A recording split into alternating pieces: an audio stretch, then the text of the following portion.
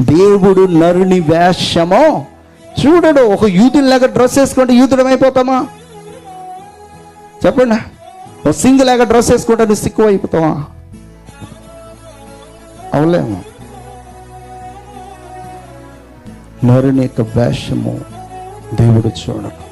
బుద్ధివంతుల్లాగా మనము పక్కకి చక్క నూనె పెట్టుకుని పక్క పాపిడి తీసి కాదు.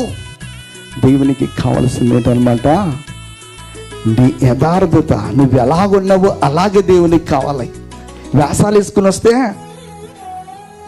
మాడు పగిలిపోతుంది. ఎవరికి పగిలినట్టు? ఆహాబు పగిలినట్టు. ఆహాబు మారు వేషంతో వెళ్ళాడు యుద్ధానికి. నన్ను ఎవరు కూడా గుర్తించకూడదు, నేను రాజుగా కనపడను, ఒక యుద్ధ వీరులాగా సైన్యంలో అందరితో కలిసిపోయి యుద్ధానికి వెళ్తానని చెప్పేసి వెళ్ళాడు. దేవుని యొక్క ప్రవచనం ఎక్కడైనా నిర్భకమైందా? అక్కడ ఎవడో యుద్ధం రానివాడు అక్కడ ఉన్నాడంట. వాడు గురి చూడక వేస్తా ఉన్నాడు. బోనాల్లో వేస్తా ఉంటే గుడ్డులో మిల్లలాగా ఏమైందనమాట, కరెక్ట్గా వచ్చి ఆహాబు రాజు యొక్క ఛాతీలు దిగబడిపోయాడు. దేవుని నోటి నుంచి వచ్చే ఒక్క మాట అయినా కూడా నిరర్ధకము కానేరదు.